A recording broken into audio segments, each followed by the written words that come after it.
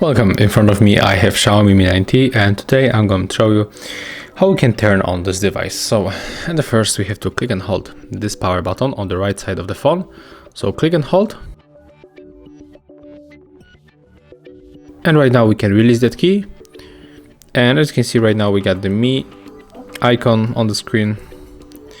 And after a few seconds we will be able to use our smartphone. So be patient.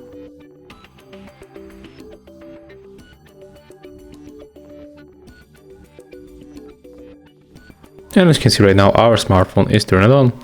So that's how it looks. Thank you guys for watching. Leave thumbs ups, comments, and subscribe to our channel. See ya.